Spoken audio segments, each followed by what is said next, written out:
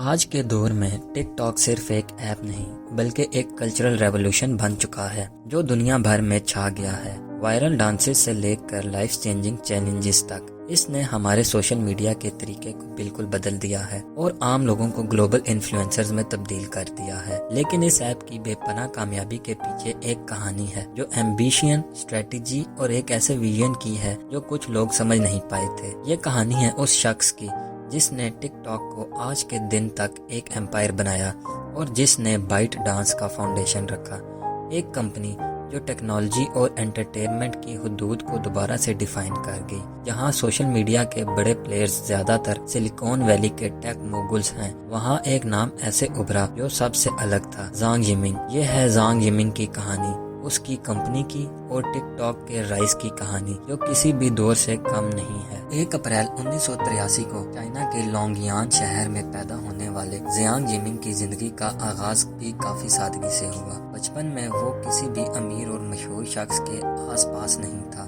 لیکن اسے ٹیکنالوجی کا شوق بہت تھا۔ چائنا کی تیزی سے بدلتی ہوئی سوسائٹی میں زانگ کو ڈیجیٹل ایرا کا اچھا ایکسپوژر ملا۔ وہ اپنی زندگی کے دوران ٹریڈیشنل بزنسز کے راستے پر چلنے کے بجائے ٹیکنالوجی کے ذریعے دنیا کو بدلنے میں انٹرسٹڈ تھا۔ ننکائی یونیورسٹی تیان جن سے سافٹ ویئر انجینئرنگ میں اپنی تعلیم مکمل کرنے کے بعد زانگ نے ٹیک انڈسٹری میں اپنا کیریئر شروع کیا۔ کچھ سٹارٹ اپس میں کام کرنے کے بعد اس نے 2012 میں بائٹ ڈانس کی بنیاد رکھی اور فیصلہ کیا، ایک ایسے ویژن کے ساتھ جو آج بھی دنیا کو حیران کر رہا ہے۔ بائٹ ڈانس، جو اپنی شہرت میں ایک simple AI powered news aggregator Toutiao کے طور پر تھا، زیانگ یمنگ کی ایک بہت بڑی سوچ کا آغاز تھا۔ توتیاؤ 2012 میں لانچ ہونے کے بعد چائنا میں بہت جلدی پاپولر ہو گیا کیونکہ یہ highly personalize content feed provide کرتا تھا جو AI الگورتھم پر بیسڈ تھا۔ بائٹ ڈانس کا اصلی فوکس یہ تھا کہ وہ ٹیکنالوجی کریٹ کرے جو یوزرز کے لیے اس کی پسند کے مطابق کنٹینٹ ڈیلیور کرے۔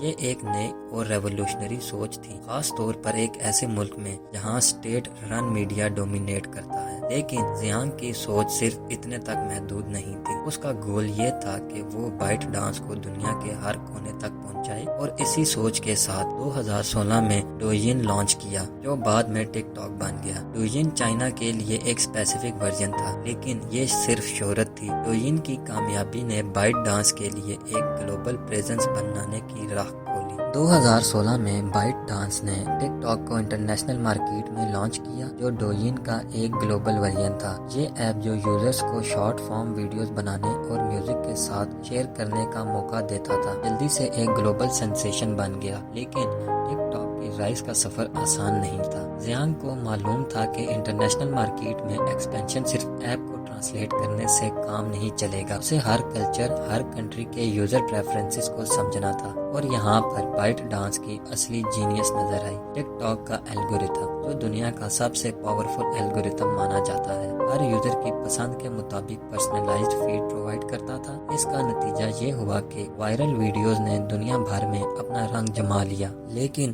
ٹک ٹاک کے لیے سفر ہمیشہ آسان نہیں تھا۔ ٹک ٹاک کی بڑھتی ہوئی کامیابی کے پیچھے ایک ایسی سیریز آف اسٹریٹجک ایکوزیشن تھی جو بہت سے لوگوں کو نظر نہیں آئی تھی۔ 2017 میں بائٹ ڈانس نے اپنی تاریخی ایکوزیشن کی جب اس نے Musical.ly، ایک پاپولر لپ سنکنگ ایپ کو خریدا۔ اس وقت Musical.ly کا یونائٹڈ اسٹیٹس میں کافی اسٹرانگ پریزنس تھا، خاص طور پر ٹین ایجرز میں۔ بائٹ ڈانس نے اس اپرچونٹی کو اپنی گلوبل ٹک ٹاک پریزنس کو مزید طاقت دینے کے لیے استعمال کیا۔ Musical.ly کو ٹک ٹاک کے ساتھ مرج کرنا بائٹ ڈانس کا ایک بولڈ موو تھا جو ٹک ٹاک کو ملین آف ویو اور یوزرز کے ساتھ کنیکٹ کرنے میں مددگار ثابت ہوا۔ یہ مرجر ٹک ٹاک کی سٹوری کا ایک ٹرننگ پوائنٹ تھا جس نے ٹک ٹاک کو یونائٹڈ اسٹیٹس میں ایک بے پناہ سکسیس دلائی۔ لیکن یہ صرف ایک ایپ خریدنا نہیں تھا۔ بائٹ ڈانس زیانگ کے لیڈرشپ میں اپنے AI اور ڈیٹا انالیٹکس کا استعمال کر کے ٹک ٹاک کے یوزر ایکسپیرینس کو پرفیکٹ کر رہا تھا۔ ٹک ٹاک کا الگورتھم ڈیزائن تھا تاکہ وہ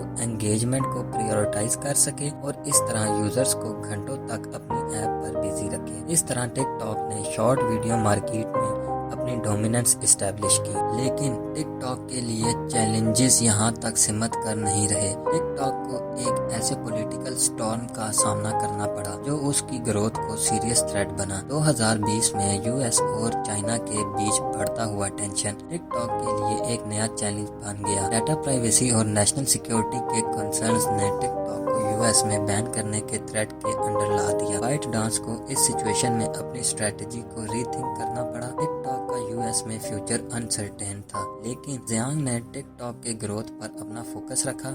بائٹ ڈانس نے یو ایس میں یوزرز ڈیٹا کو سٹور کرنے کا پرومس کر کے ریگولیٹرز کو ایشور کرنا شروع کیا اور ٹک ٹاک کو بیجنگ سے انڈیپینڈنٹ دکھانے کی کوشش کی۔ یہ پولیٹیکل بیٹل انٹینس تھی، لیکن ٹک ٹاک کی ریسیلینس اور زیانگ جمنگ کی لیڈرشپ نے اس سٹارم کو سروائیو کیا۔